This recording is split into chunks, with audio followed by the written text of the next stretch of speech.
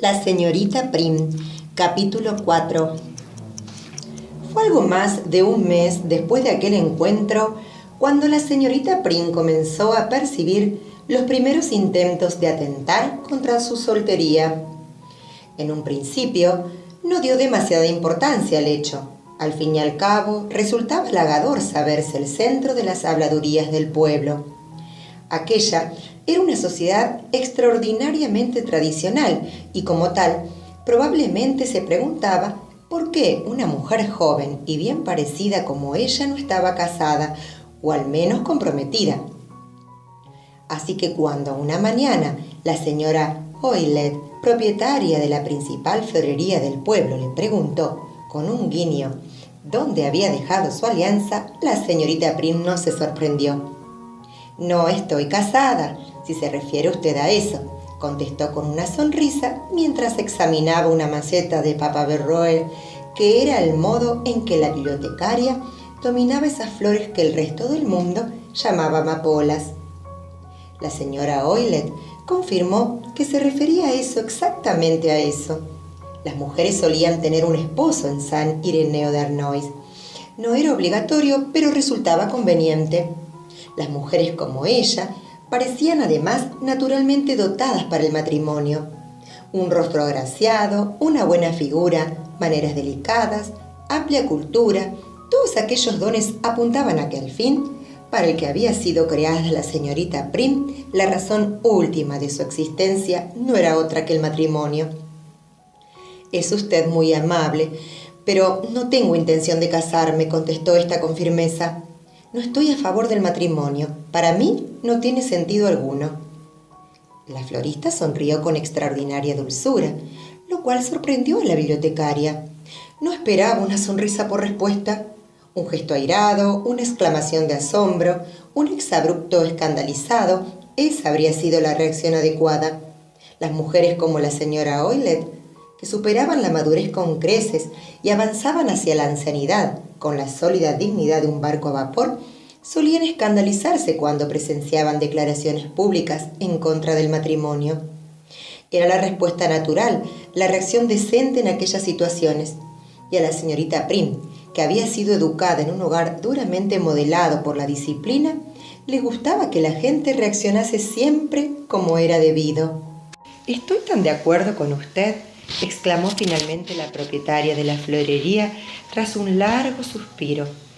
«El matrimonio hoy en día se ha convertido en un simple acuerdo legal, con todos esos papeleos, esas frías oficinas y registros, esas separaciones de bienes y esas leyes que lo desnaturalizan todo.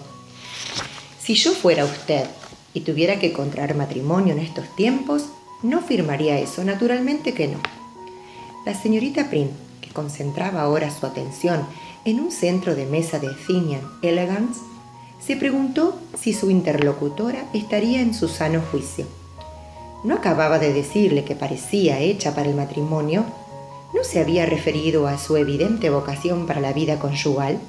¿No había alabado su rostro agraciado, su vasta cultura y sus buenos modales? «Espero que no se ofenda», continuó la florista con exquisita cortesía, «pero a menudo me pregunto cómo se puede llegar a pensar que un funcionario tiene algo que hacer en medio de un matrimonio. Si parece casi una contradicción. Un matrimonio puede ser muchas cosas, unas buenas y otras malas, pero convendrá usted conmigo en que ninguna de ellas tiene mucho que ver con la burocracia». La señorita Prim, que no acababa de decidirse tampoco por las líneas, convino en que ciertamente burocracia y matrimonio eran realidades excluyentes. Mientras pagaba el tiesto de papaverroes, reflexionó sobre el hecho extraordinario de que tanto la señora Oilet como ella estaban completamente de acuerdo en aquel asunto, pese a que ambas abordaban el problema desde ángulos divergentes. Ni una ni otra pensaban lo mismo sobre el matrimonio, eso era evidente. Pero también lo era el hecho de que las dos coincidían plenamente sobre lo que la unión matrimonial no era ni podría nunca llegar a ser. La bibliotecaria acababa de salir de la florería cuando se topó prácticamente de bruces con el hombre del sillón. Sorprendida y contrariada, barruntó algo sobre la necesidad de hacer unas gestiones en la oficina de correos, observación que éste aparentemente resolvió ignorar. La señorita Prin entre amapolas, pero si parece el título de un cuadro. Permítame que le ayude con la planta. ¿Puedo acompañarla? Es usted muy amable, contestó ella con frialdad. El hombre del sillón agarró la maceta y comenzó a caminar a su lado en silencio. Por lo que veo, ha estado hablando con Hortensia Oylet y naturalmente le habrá preguntado ¿por qué no está usted casada? ¿Me equivoco?, dijo con una sonrisa. Esa mujer tiene unas extrañas ideas sobre el matrimonio, replicó la bibliotecaria. Lo que quiere usted decir con esa frase críptica es que son diferentes a las suyas, supongo. Desde luego que lo son. Yo estoy totalmente en contra del matrimonio. ¿En serio? Lo considero una institución inútil y en retroceso. Es interesante que diga usted eso, reflexionó él, porque yo tengo la impresión opuesta. Me da la sensación de que hoy en día todo el mundo quiere casarse. No sé si se habrá dado cuenta de que hay grandes reivindicaciones en todas partes por ese asunto, por no hablar de todas esas personas que proclaman su confianza en el matrimonio al acumular a lo largo de sus vidas tantas bodas como les es posible. No deja de ser interesante que esté usted en contra. En mi opinión, demuestra una conmovedora inocencia de espíritu. Usted está a favor, por supuesto, completamente a favor.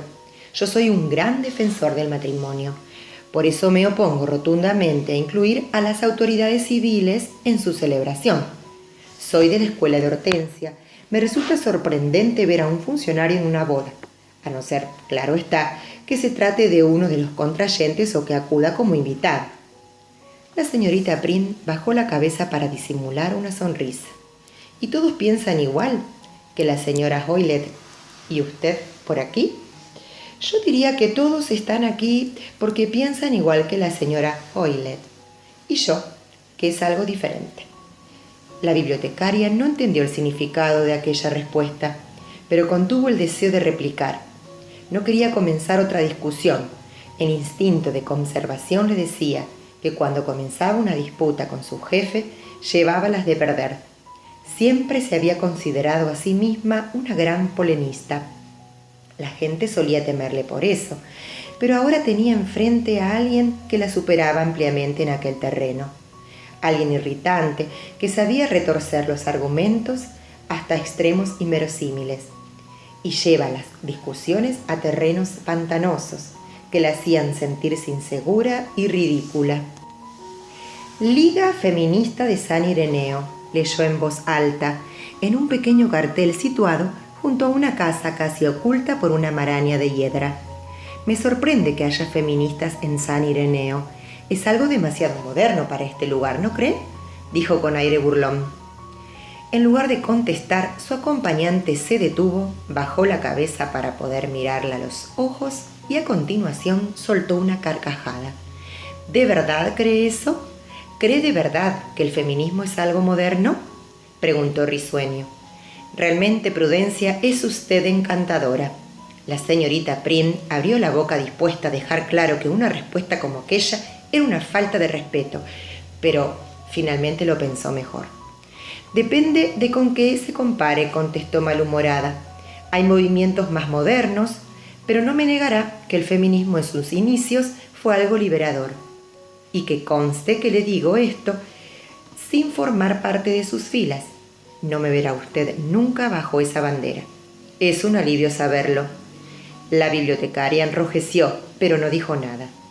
Aún así, he de decirle que no comparto en absoluto lo de ese supuesto origen liberador del movimiento, continuó él. Es evidente que nunca ha oído hablar del hacha de Carrie Nation. La señorita Prin se mordió el labio. Sabía perfectamente lo que venía a continuación. Conocía ya lo suficiente a aquel hombre como para saberlo. Sabía que la alusión a aquella hacha y a su dueña era tan solo un señuelo para que él pudiese impartir una de sus brillantes clases magistrales. No quería darle esa satisfacción, deseaba fervientemente no dársela. Estaba absolutamente decidida a no hacerlo, pero al final la curiosidad pudo más que ella. ¿Carrie Nation y su hacha? ¿No sabe quién es? En absoluto. ¿Se lo está usted inventando? ¿Inventármelo? ¿Cómo puede pensar algo así?, protestó él con tono ofensivo. Para su información, Carrie Nation fue la fundadora del Movimiento de la Templanza, un grupúsculo que se opuso al consumo de alcohol antes de la ley seca. Seguramente era una anciana extrañable, pero tenía la mala costumbre de irrumpir en los bares con un hacha en la mano y una banda de amigas con el noble fin de destrozar todas las botellas que encontraba en su camino. Los cronistas de la época cuentan que medía 1,80 m y pesaba casi 80 kilos, así que puede usted imaginarse lo liberador de la escena. Se dice que cuando murió, sus seguidoras pusieron sobre su tumba este epitafio conmovedor: fiel a la causa de la abstinencia, hizo lo que pudo. ¿Y qué tiene que ver eso con el feminismo?, preguntó la señorita Prim con brusquedad, tras advertir en su interior que estaba comenzando a disfrutar con la conversación. Déjenme seguir. Tiene usted la endiablada costumbre de interrumpir a sus mayores. El movimiento de la señora Nation sostenía que el alcoholismo fomentaba la violencia en el hogar y por ello estuvo muy unido a las primeras ligas de defensa de los derechos de la mujer.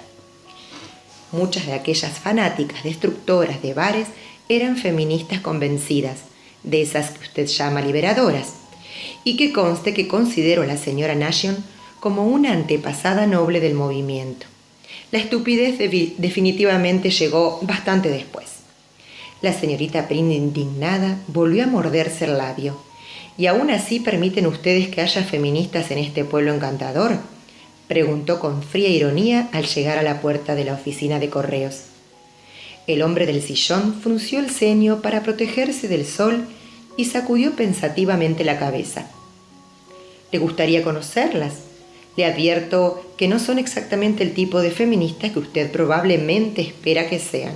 ¿Y cómo sabe usted lo que yo espero? Si no le importa, sí me gustaría. Estoy convencida de que será una experiencia interesante, contestó ella mientras se ponía de puntillas para arrebatarle con firmeza las amapolas. Por cierto, dijo él antes de decidirse a cruzar al otro lado de la calle, creo que hoy ha tenido el honor de conocer a su presidenta. Es nuestra común amiga, la amable y sonriente Hortensia Oilet. Hortensia Oilet no tardó en enviar una invitación formal dirigida a la señorita Prim. En la nota aseguraba que la Liga Feminista de San Ireneo se complacía muchísimo en incluirla en su próxima reunión, a celebrar el martes siguiente. La mañana en que llegó, la invitación sorprendió, sin embargo, a la bibliotecaria ocupada en otro asunto. Hacía poco más de 3 décadas, aunque nadie sabía realmente cuánto más, que su cumpleaños se celebraba exactamente en aquella fecha. Era una celebración solemne, porque Prudencia Prim era de la opinión de que solo los vivos celebran cumpleaños y de que esa ventaja sobre los muertos debía ser festejada adecuadamente. El día de su cumpleaños, la señorita Prim se levantaba puntualmente a las 7 de la mañana y comenzaba los preparativos de su pastel.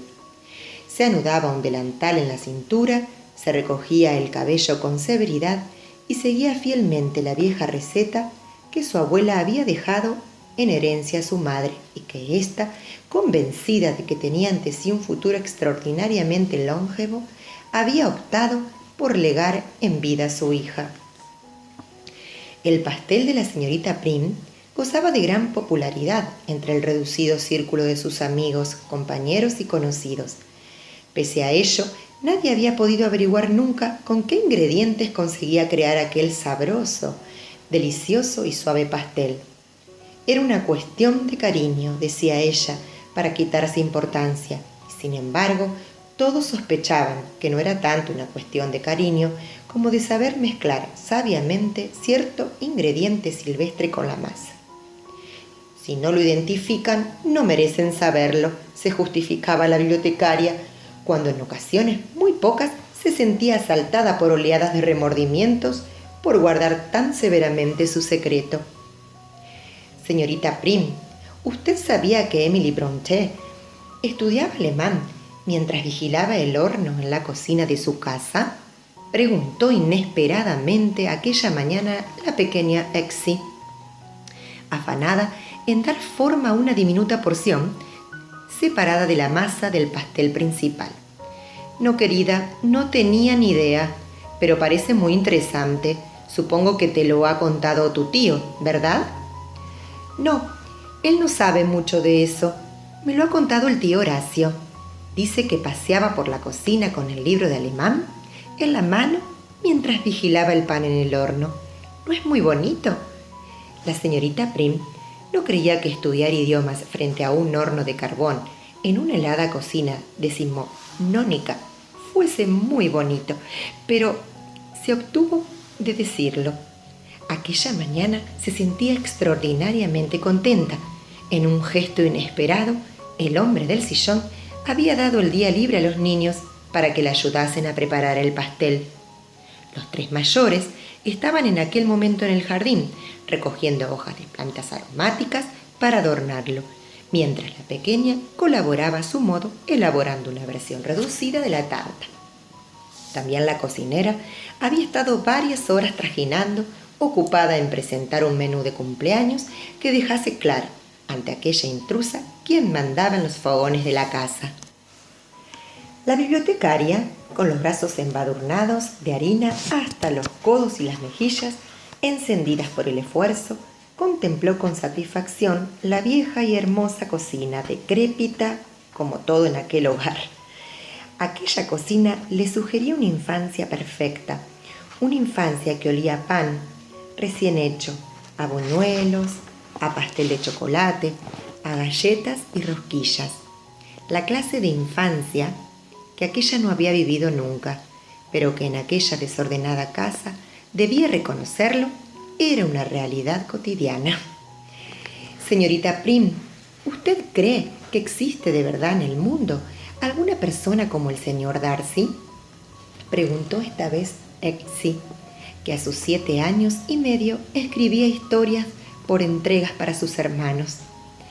La bibliotecaria, que unas semanas antes se habría sorprendido al saber que una niña tan pequeña leía ya aquella clase de literatura, dejó el palo de amasar, se limpió las manos en el delantal y se volvió hacia ella.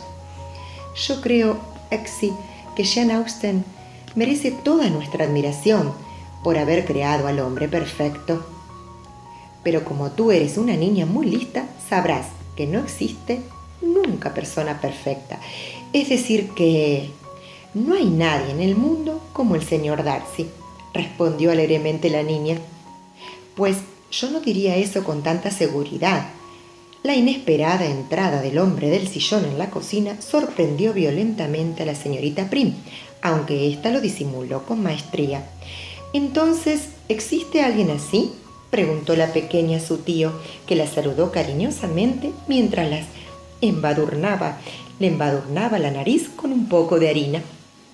«No tengo ni idea, y confieso que estoy aburrido de oír hablar de esas historias.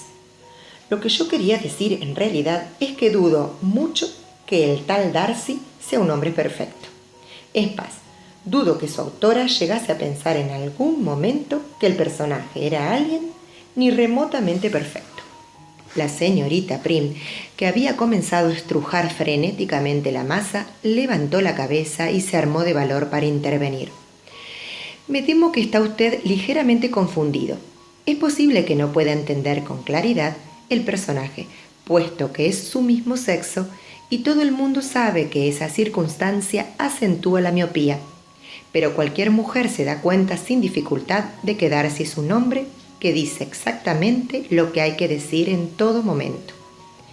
«Lo cual es perfectamente natural», respondió él, «y tenemos en cuenta que es un personaje literario y que hay una mano detrás que escribe sus diálogos».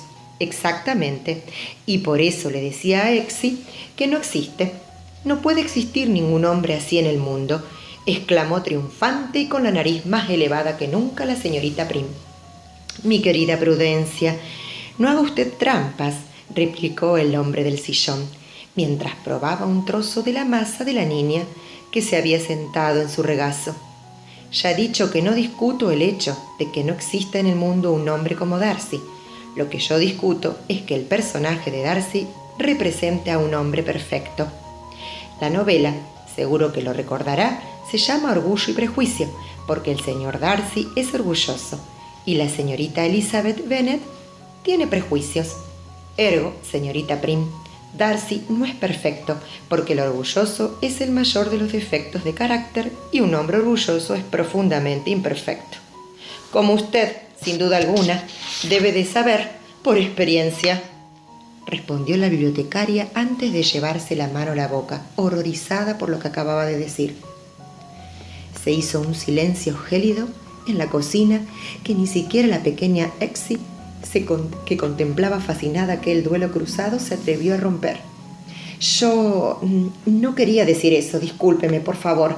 No sé cómo he podido decirlo, se excusó la bibliotecaria con voz temblorosa.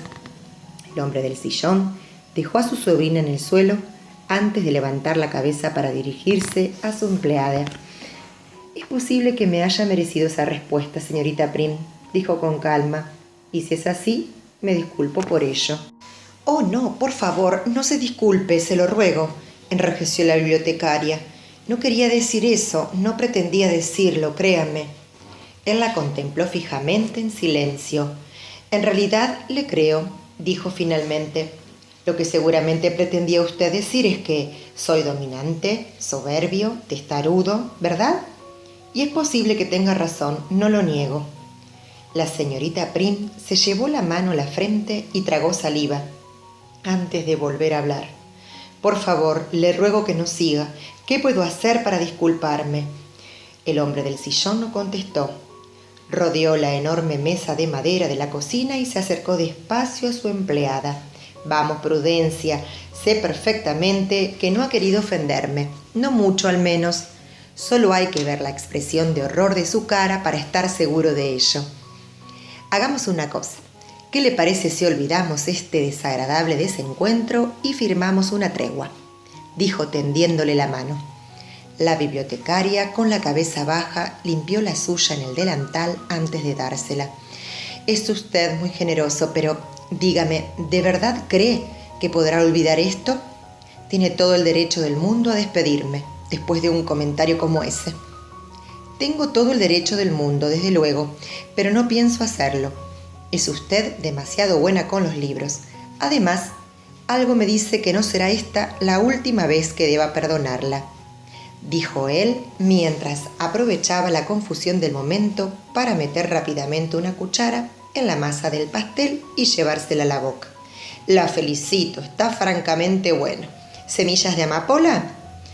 La señorita Prim, todavía pesadumbrada, abrió desmesuradamente los ojos. ¿Cómo ha sido capaz de adivinarlo? En lugar de responder, el hombre del sillón tomó resueltamente una manzana y, tras guiñar un ojo a su sobrina, se dirigió hacia la puerta de la cocina. Debería estar satisfecha de que haya descubierto su secreto, dijo antes de salir. Así podremos decir que estamos realmente en paz. Cuando cerró la puerta, la bibliotecaria suspiró larga y profundamente. Miró un instante por la ventana, volvió a meter las manos en harina y continuó amasando el pastel. «Señorita Prim», preguntó la pequeña Exy, desde el otro lado de la mesa, ¿no cree usted que nuestro tío dice siempre lo que hay que decir? «Es posible, querida, es posible», murmuró ésta muy acalorada. Después se acercó al horno, lo abrió con cuidado y metió dentro, con cierto ímpetu, podría decirse incluso que hasta con una pizca de euforia, su maravilloso pastel.